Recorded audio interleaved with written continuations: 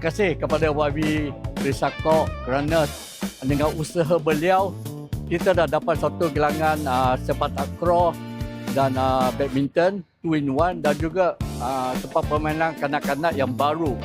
Terima kasih kepada YB sebab keadaan sekarang ni lebih selamatlah untuk anak-anak daripada yang lama.